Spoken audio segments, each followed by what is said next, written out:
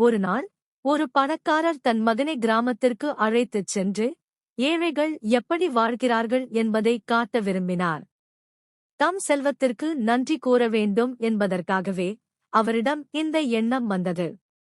அவர்கள் ஒரு மிகவும் ஏழை குடும்பத்தின் பண்ணையிலே 2 நாட்கள் கழித்தனர். வீட்டிற்கு திரும்பும் வழியில் அந்த பணக்காரர் தன் மகனை கேட்டார், நம்மோட இந்தச் சுற்றுலா எப்படி இருந்தது?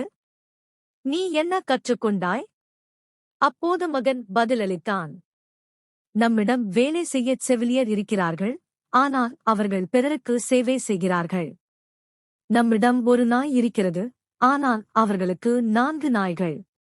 நம்முடைய தோட்டங்களில் வெளிநாட்டு விளக்குகள் இருக்கின்றன, ஆனால் அவர்களுக்கு வானல் நிலா மற்றும் நட்சத்திரங்கள் இருக்கின்றன. நாமோ உணவை வாங்குகிறோம், அவர்கள் சமைக்கிறார்கள். நம்மிடம் ஒரு பெரிய நீச்சல் குளம் இருக்கிறது, ஆனால் அவர்களிடம் முடிவில்லாத ஒரு ஆறு இருக்கிறது. நாமோ பாதுகாப்புக்காக பெரிய சுவர்களை கட்டியுள்ளோம், அவர்கள் நண்பர்களை பாதுகாப்புக்காக வைத்திருக்கிறார்கள்.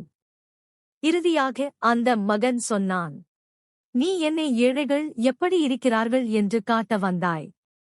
ஆனால் நான் உண்மையில் பார்த்ததோ நாம் தான் ஏழைகள், அப்பா.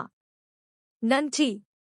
இந்தக் கதையின் நுட்பமான பிழைப்பு, வாழ்க்கையின் உண்மையான செல்வம் பணத்தில் அல்ல, மனநிறைவிலும் இயற்கையோடும் அன்போடும் கூடிய வாழ்விலும்தான் இருக்கிறது.